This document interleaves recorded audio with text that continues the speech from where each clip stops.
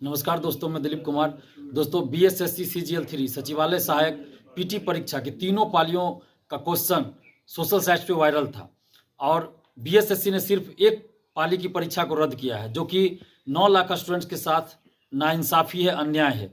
इसलिए सबों की मांग है, 9 लाख अभ्यर्थियों की एक सुर में मांग है कि तीनों शिफ्ट की परीक्षा को कैंसिल की जाए, यानी कि बाकी जो 2 शिफ्ट बच गया है उसको भी रद्द किया जाए और फिर से परीक्षा आयोजित करवाई जाए, जिसमें ओएमआर शीट की कार्बन कॉपी दी जाए, क्वेश्चन बुकलेट दिया जाए, आंसर की जारी हो, जब रिजल्ट प्रकाशित हो तो कट ऑफ और सभी का मार्क्स जारी किया जाए।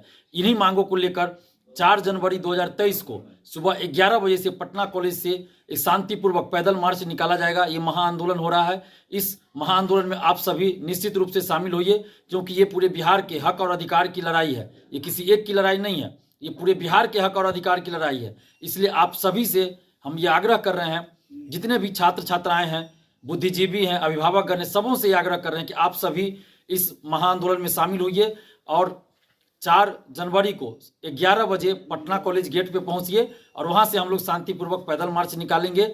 और जितने भी शिक्षकगण हैं उन सभी से आग्रह कर रहे हैं कि आप इस महाआंदोलन के समर्थन में से कम एक वीडियो जरूर बनाइए, क्योंकि ये किसी एक की लड़ाई नहीं है, ये पूरे बिहार की लड़ाई है, बिहार के वर्तमान और भविष्य की लड़ाई है। और इसी तरह अगर हम चुप रहे तो आगे की परीक्षाओं में भी इससे भी ज़्यादा धांधली सेटिंग हो सकती है।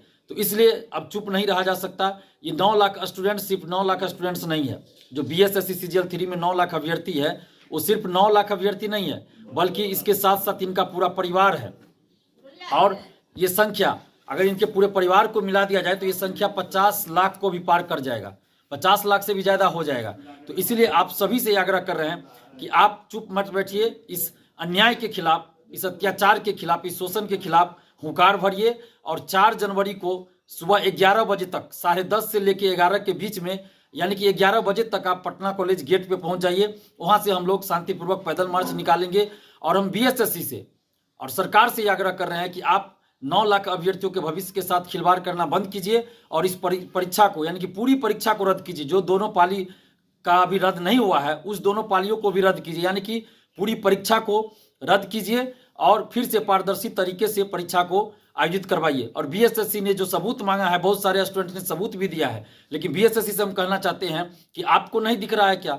सोशल साइट्स पे क्वेश्चन आपका वायरल है, परीक्षार्थियों को क्वेश्चन ले जाने के लिए आप नहीं दे रहे हैं, फिर भी सोशल साइट्स पे क्वेश्चन कहाँ से आ गया? तो आपको तो खुद देखना चाहिए, खुद संज्ञान लेना चाहिए। एक न्यूज चैनल पे, टीवी चैनल पे भी चलाया जा रहा है कि 24 तारीख की परीक्षा 10 बजे से थी और 9:10 पे ही क्वेश्चन बाहर आ गया था।